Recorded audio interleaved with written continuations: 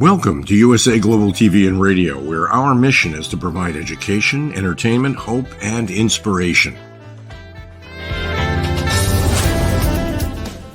USA Global TV and Radio connects you with experts and audiences all around the world every single day to help you succeed in business and to live a richer life. Visit us at usaglobaltv.com to learn about career and life-changing training and mentoring programs like the Listening Mentor. Subscribe to our newsletter to stay informed about our special programs and offers. Discover how you can become a guest on one of our shows or a host or producer of a USA Global TV and Radio show of your very own. That's USA Global TV and Radio, where the doctor is always in.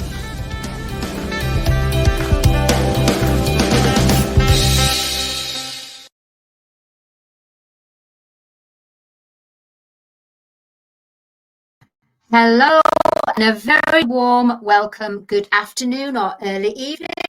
My name is Dr. Madelenechan and I will be presenting in the next 40 minutes.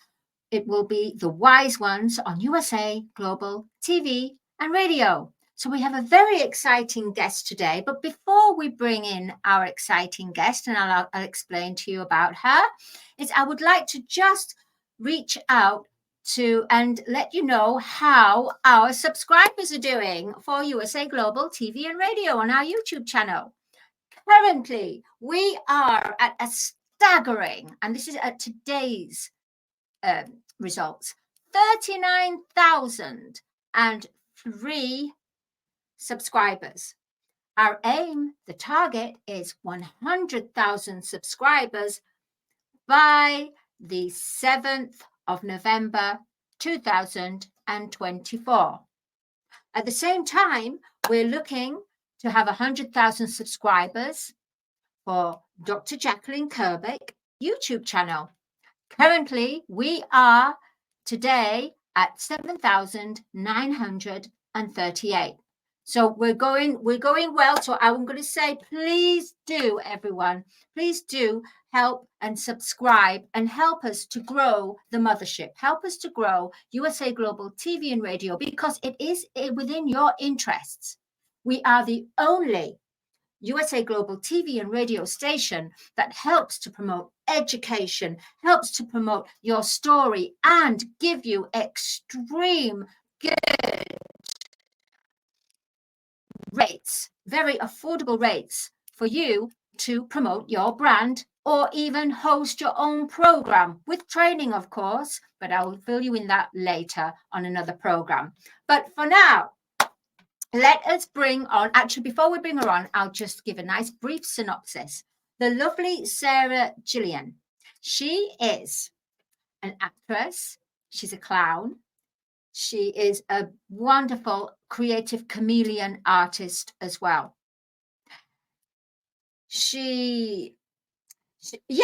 At 7 years old, she had her first radio appearance. Can you imagine? At 7 years old, goodness me. And at 9 years old, she sold her first artwork piece.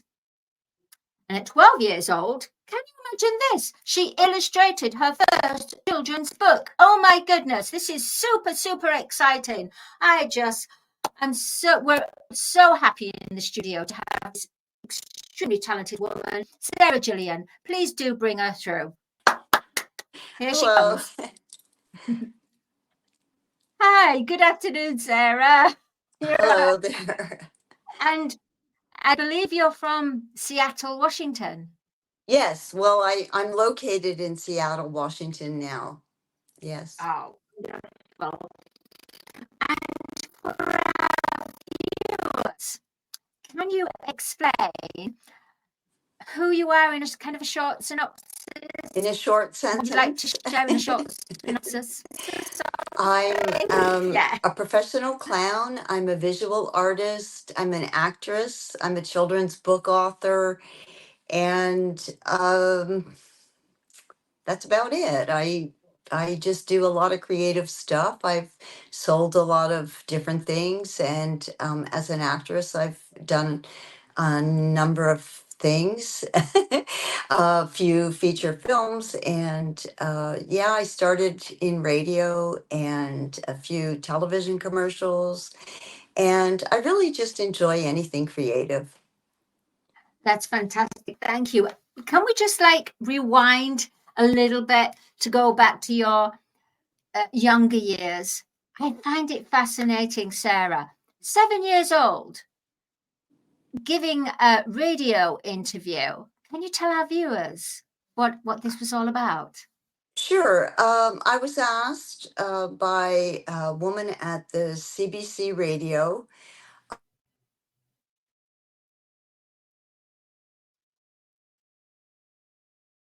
Oh, we seem to have just had a lost transmission. I'm sure that we'll get Sarah back in a minute. But before we do, sometimes it happens with when you're live broadcasting, these little glitches. And so before she comes back again, Sarah, I would like to say I myself am an author and I'm a soul heart awakener. So I help people to bring out their creative heart genius. And in order to be that, you have to be creative. You have to be a child at play to understand and connect with that inner star child within you that helps you to bring on your creativity. And through that, yes, of course, I've got my book here, Star Child, which you can find on Amazon. And at the same time, I teach people to sing, which again, it's about being a play. I have the colours of the voice. At the moment, sorry viewers, Sarah is not here right now. We seem to have lost transmission, but as I said before, that sometimes it happens in live broadcasting. It's different when it's recorded, but it's live broadcasting. It's super powerful. So here we go. Oh, she's here. She's back here. Fabulous. Here we go. Here we welcome Sarah. Sorry about that. I don't know what happened. Did you do a disappearing act there? Did you do your clown thing? A little magic. I was thinking you did a little bit of magic.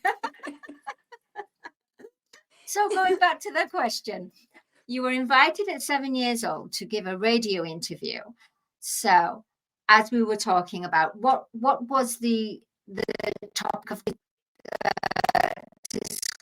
What were you going through your mind at that time, being interviewed on a main radio station? I was very relaxed about it. I think I was, I had started acting school when I was about 6 years old, and I liked performing a lot in front of people.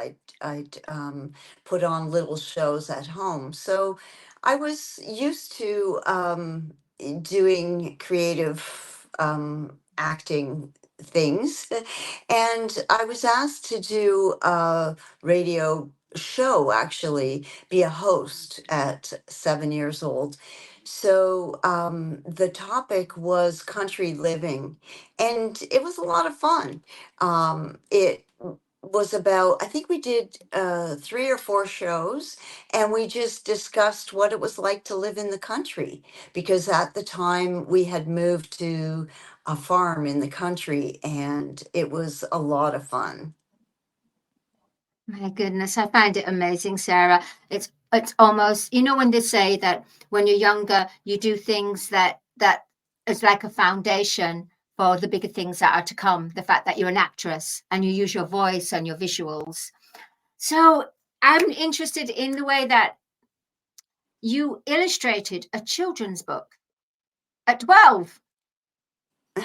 What's Yeah, that about? yeah, I'd even maybe been a bit younger actually, because I was asked by a puppeteer who was on a show. My mother is an actress, and a puppeteer had written. There was a couple of puppets on the show that my mom was on, and so she met me and she saw my artwork and she asked me if I would do some illustrations and create some characters for her book. So I think I was actually even younger than that. I was maybe 9 or 10 years old when she asked me to do that. Yeah. So when they say that in life, you know, you have a child prodigy, I you can clearly say that you're a child prodigy, Sarah. Well, it's kind of You know, a creative genius. it kind of, I kind of, I guess, I suppose I don't never saw myself that way, but I mean, maybe. I, um, And I well, it's suppose. incredible. It's incredible. And moving on forward, you attended art college and Yes. graphic design and everything. So with all this at play, when did your acting come into the picture? Well, I started out, I mean, originally I wanted to be a ballerina, but because my mom said that it would mean that I would have to go off to school to go to the National Ballet School and actually attend the school, live there. So she said, you can't do that. You're too young. I was like 4 or 5. So she said, you can go to acting school if you'd like, because she knew a great acting teacher. So I started acting school. So acting was really the primary source of what I thought I really, really wanted to do. I really wanted to be an actress. But because there was a lot of time spent drawing, I ended up really loving to draw, and a lot of people seemed to see that I had some talent there, and so I started selling my work very young as well. But it was mainly the acting started young, very young. Yeah, and absolutely. And the fact that you're a young entrepreneur as well, the way Y- that you're, yeah. So from your acting, have you ever been, what is the most successful uh, the young male musical or that you've of wanted to all always the, play and you achieved that uh, I think that, with your acting? well, I think that what ended up happening with me was I got into, I mean, it may sound silly, crazy, but I guess because of my personality, I wanted to do fun things, and going to auditions were not so much fun. But when somebody asked me if I'd like to fill in as a professional clown, I took that opportunity and then got very interested in performing as a clown because it was live. It was like live theater, and I ended up with a clown agent, and I did a lot of parties and events. And I think I would say that with my acting, that was the most successful just because it was very real and it was like live entertainment. I find it amazing that you that one of your occupations is a clown because looking at you, you look like a rock chick. You know, you look like I can't imagine. Well, do you have any pictures of what did you wear as a clown? Oh, Well, the clown costume that was my favorite was I was sort of uh,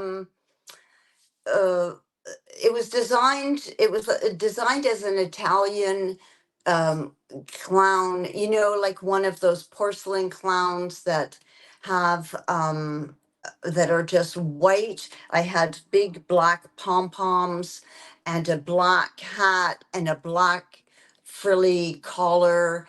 And I did my lips very, you know, simple. I didn't have like a big nose. I had little hearts on my cheeks and lines like Alice Cooper. And I really was very subtle. I wasn't a bouncy, you know, with a big nose and that type of clown. And so my costume was more of a Harlequin type of clown.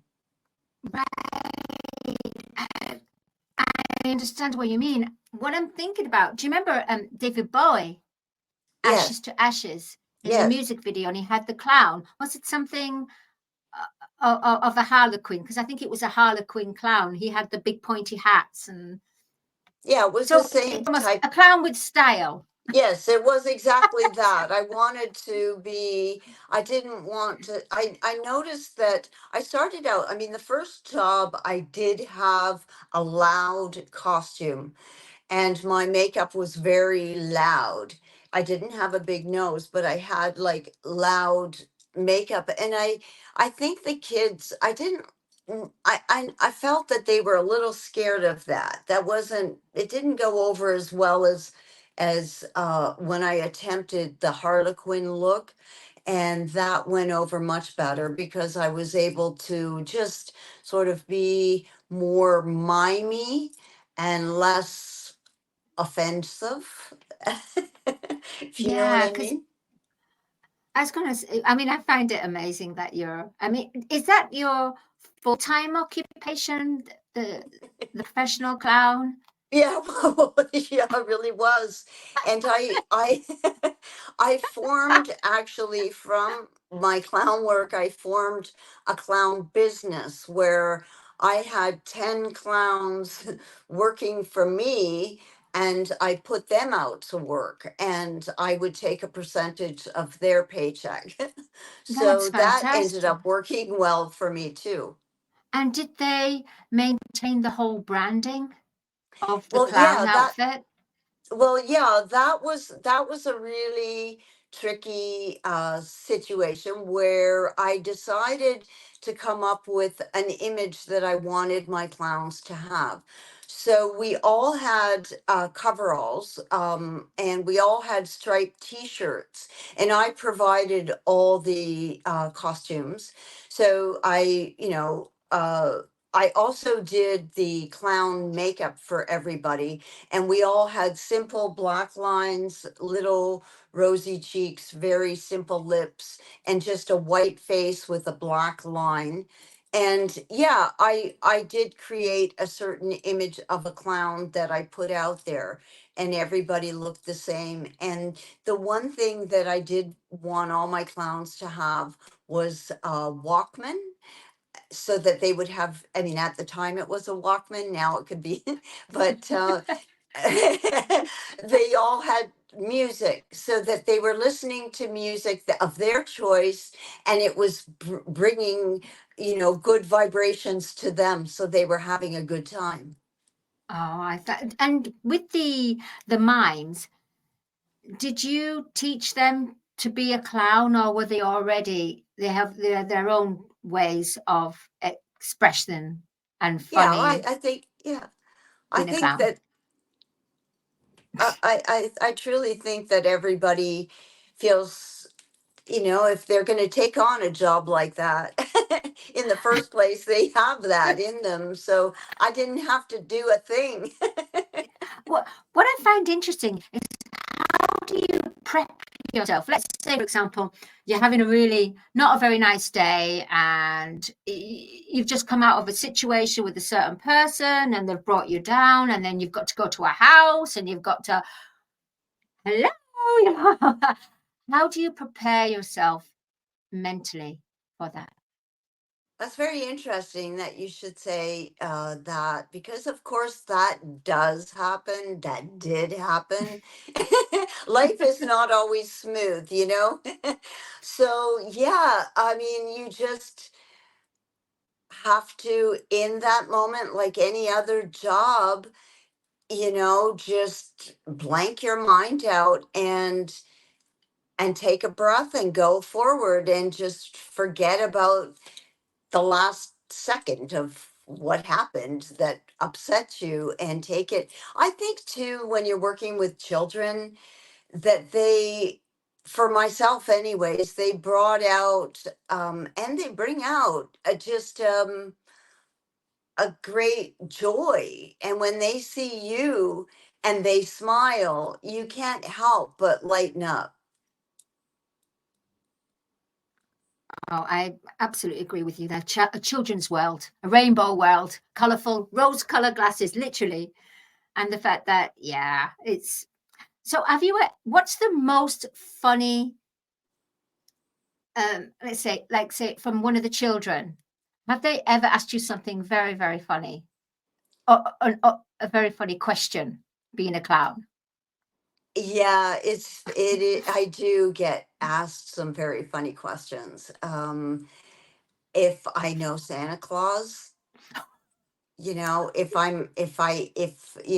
I could connect them to Santa Claus, I think and usually, I mean, a lot of the clown work is around that time, around Christmas.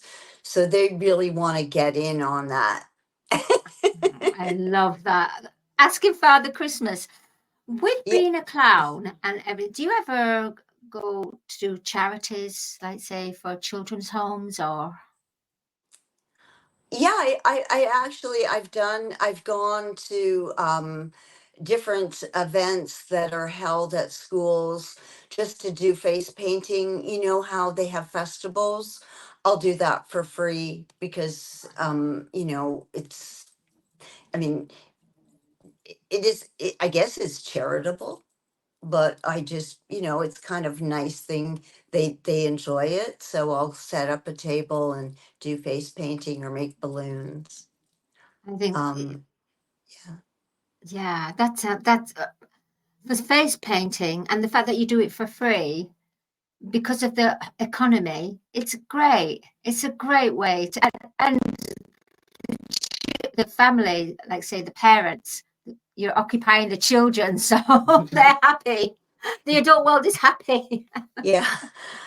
Yeah. Sometimes the children don't want to be face painted, though. It's more the parents that want the children to be face painted. No. Well, you learn something new every day. I always thought it was the children. I never thought it was the parents. That's very interesting, I know. Yeah, no, it is really interesting because I've seen more children crying and wanting to not do it, and more parents dragging them to me to get it done. And you're kind of like, well, the child is like squirming, but the parents are holding the child down. And it's like, you don't want to get involved, it's like, whoa. I guess I just find you so talented. I never thought you were. I keep looking at you and I say, I don't see a clown. I mean, the fact that you do mime and as well, and you're entertaining children. But going back to your art right now, within your art journey, you were designing shoes. Now, what's this about the cougar shoe? Well, that's an interesting story, actually, because not very many, I had completely forgotten about it. When I was writing out a bio, I was thinking, what did I do? There's so many things that I did with my art, but I was asked at one point to design a boot for cougar shoes. And that was back, oh, it was a long time ago, but that was a lot of fun. What did the boot? What did it look like? What was it? What kind of You know what's style? really very funny about that, I find, is that the boot that I drew out was a boot that I wanted, of course. And it was very, very close to what a Doc Martin looks like. Just like a boot, if you know, I mean, everybody knows what the Doc Martin looks like. That was the boot, pretty much. Wow. Because sometimes they have like, the Japanese Doc Martin that's got big platforms Oh, yeah. to it. Did yours have platforms? Wow, I Well, find that. And what? sorry. No, please go ahead. Well, I don't think those ones did that I designed. No. But that was before Do, they were like mainstream boots. It was, and it was just an idea that came to me because I was living in New York, and I went to a shoe store, and it was a very funny story. I had $10 in my wallet, and I saw these it was a beautiful shoe store, and they had all these really nice Italian shoes, and they had these ones, they were about this high, and they were lace ups, and they were really soft Italian leather. And I said to the guy, "How much are these?" And he said, "Well, how much do you have?" And I said, "Well, I've only got $10." And he said, "Okay, they're yours, $10." And they were really nice shoes. And I was like, I my jaw dropped. I was like, "Oh my God." And I got these shoes, and they wore down really fast, but they were beautiful Italian shoes. So it was my dream to find them again, but I never found them again. I think they were samples because I have very small feet. Like I was a 4.5, now I'm like a 5, but I was a 4.5 then. So I think um, that he just sort of gave them to me because they were samples. I was going to say, that's incredible. Italian shoes, leather at $10. Oh my goodness. Did you get an espresso? Some kind of pizza as well to match with it? Oh, wow. That's incredible. The stories are amazing. So what I was going to say is, Sarah, if anyone wanted to pursue being an artist or a clown, maybe both, actually. Let's start off with an artist. How would you advise a young person to begin that path? You just, I think that's it's a hard it's not easy, but I think that if it's something that you feel in your heart, you have to. There's no way around it. You have to go after it. You just have to not listen to anybody that tells you to stop. I mean, that's my biggest problem is I just don't listen to anybody. They tell me, "Don't do that. Don't," I just don't listen to a soul. And I just persevere. Just keep going. And for being a clown, that is, I think that's quite a profound vocation. to A to career. pursue to Yeah, to pursue pursue that. it. Yeah. It just takes a little bit of makeup. You just go out there and, you can buy online the white makeup and create your own face and create your own image. And it's buy your balloons and buy your face paint and, get it together. It's really not a big deal to get it together to do it. And once you have, you could do it for free, or look for an agent to get you the jobs, and then you're doing it for money. Would you suggest, Sarah, to try out your clown ways and antics with family and friends? Yeah, that's exactly. I mean, I think you know, when you said to me, when did I start acting or when was my interest? It's funny because I used to perform for my family when I as early as I can remember. I think I was right out of diapers at 4.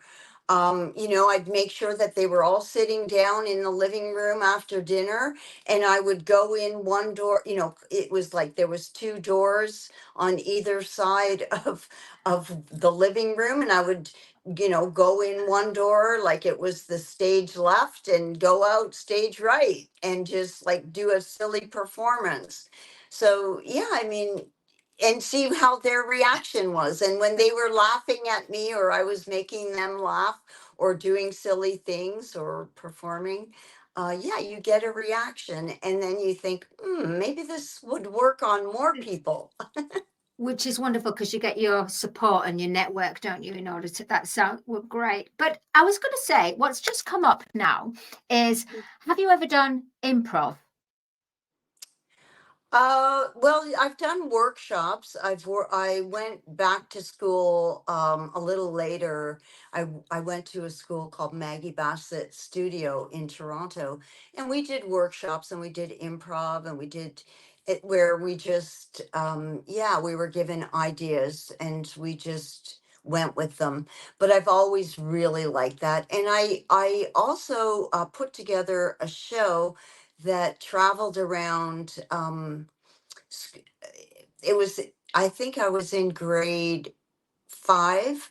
I put together a little performance, and it was pretty improvisational, and and we traveled around to all the schools because when we did it at our school they really liked it. So I had a mother from one of the girlfriends that was in the show drive us around, and we sort of toured this show. So yeah, I did improv. That was a lot of That fun. That was you the did. question.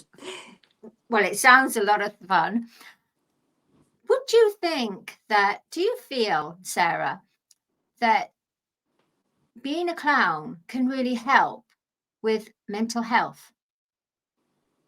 Yes, definitely. Definitely. I think I really feel that it brings, you can't really have the blues. I mean, sure, you can have the blues and then go out there and work, and hopefully it'll cheer you up. And if it doesn't, it doesn't. But I think that mentally, it really does help to bring your spirits up. I do think so. and, and bring a smile on everyone's face? Yeah. Because this world is going in that lower, the we need the in the doldrums. So we need that brightness of a smile and a clown. Book a clown. So Sarah, Mhm. where can everyone reach you? Where can someone reach you Well, I'm on? on social media. I have a lot of different sites. I'm on Instagram at that Sarah1234, and LinkedIn at Sarah Jillian, and Facebook at Sarah Jillian, and TikTok Sarah Jillian 71. And I really enjoy making videos. They're kind of silly, but I do enjoy that. And now I have a YouTube channel that I've been working on for a little bit, and that is Sarah Jillian 1971. And I do have X at Sarah Jillian 71 and Threads at that Sarah 1234. That's super impressive. And where can our viewers see your artwork? Well, you know, I do. I bought a site. It's Sarah Jillian .com. And hopefully within the next little while, I'll be uploading some of my artwork there. And then people will be able to go there and buy cards and paintings as well. Fantastic. And Sarah, just before we go, would you like to share anything else that you would like to share with our viewers about your life, about your life? I don't know. I mean, all I can say is just keep going. Like, like just never give up and just keep going. And it's never too late, is probably the only thing I have to say is don't ever feel that it's too late. It's never too late to do what you want to do. That's all. So could you say that, Sarah, can you be a clown? Let's say,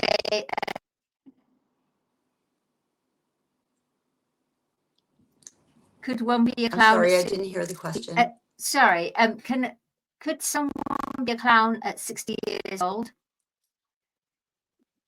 Oh my God, yeah.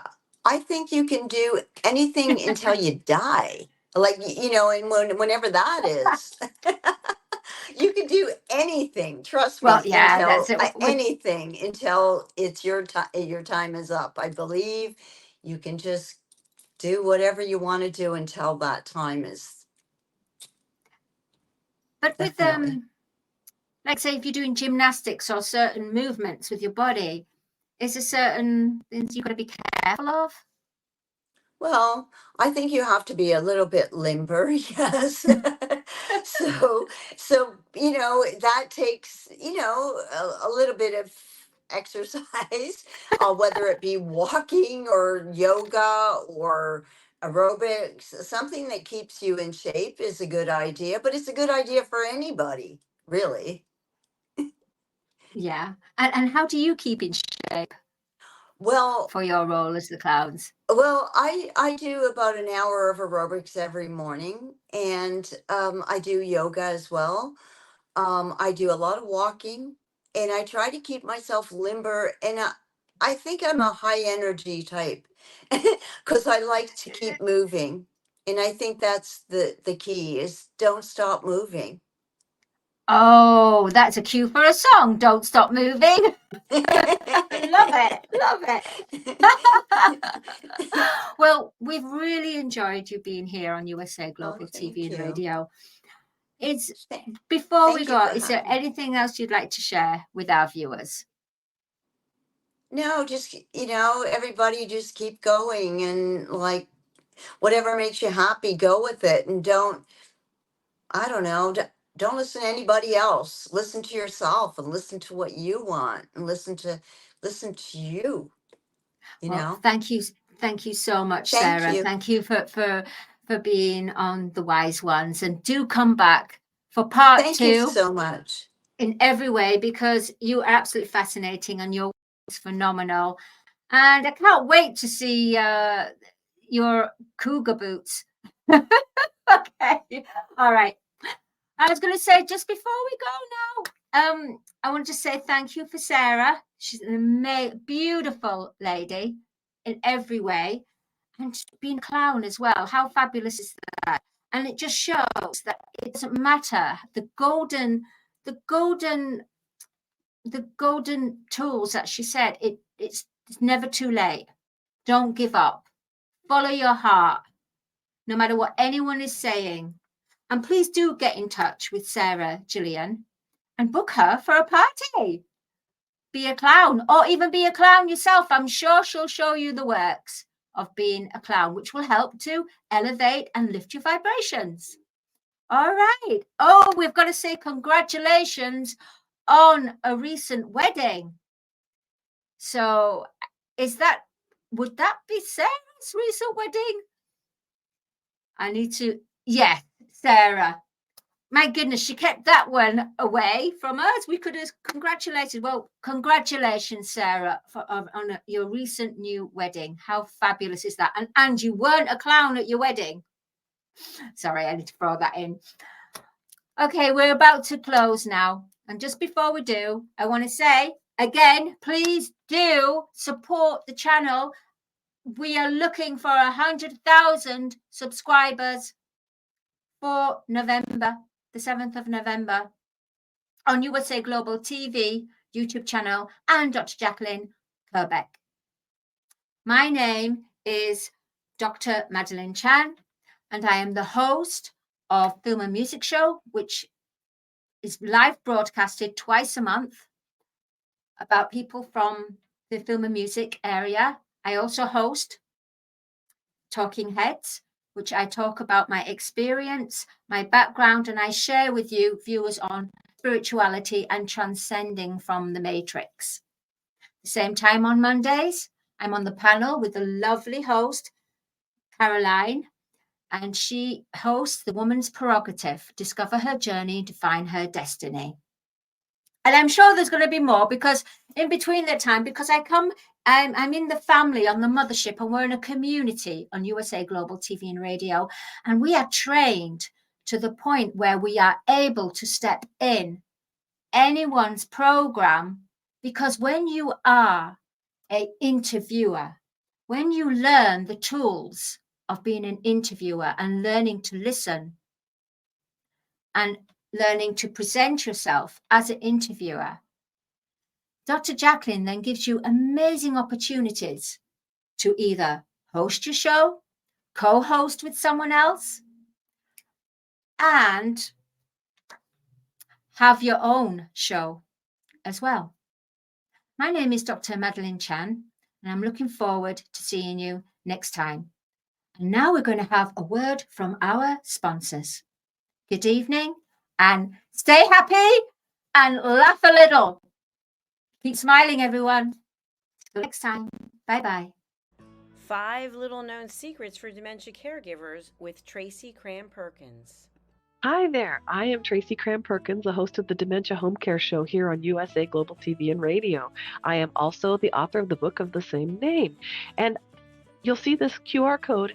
This is for an extended version of the same talk. So if you want to see the full hour-long version, feel free to scan the code and go to that website. Stick with me. We'll talk about 5 little known secrets to make it a little easier to do dementia caregiving. What you're seeing on the left-hand side is a healthy aged brain, age 55 and above.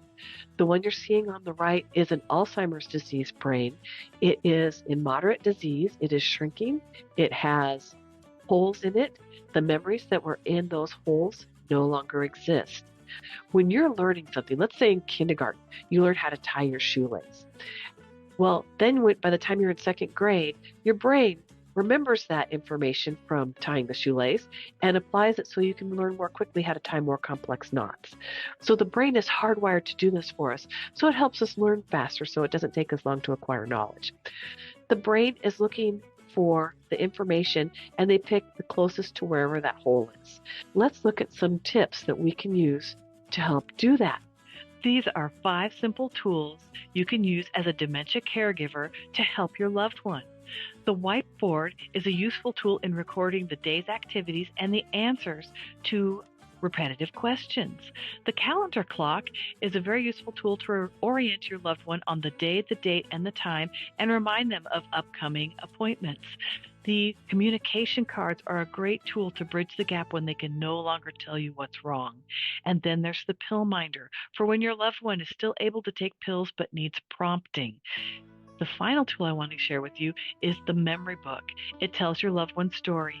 It's a great tool for distraction, redirection, also as a conversation starter, and telling you where they are in their story so you know how to answer their questions. Music is probably the most powerful tool in your toolbox after laughter. Music is a way to maintain connection. It sticks with your brain longer than any other thing, including reading. When you're having an issue with somebody, you can play their favorite music if you move them to another room, something that makes them happy, or you can start singing songs together from their childhood. These are some of my favorite books for caregivers. My show airs on the 3rd Tuesday of every month, and you can view past episodes on YouTube. Thank you, everyone. This program has been brought to you in part by Tracy Cram-Perkins. Connect with her and order her book at tracycramperkins.com. For more information about Alzheimer's disease, support resources, and how you can help, contact the Alzheimer's Association at 1-800-272-3900 or visit their website at www.alz.org. They offer 24/7 helpline support and a wealth of information to assist you and your loved ones.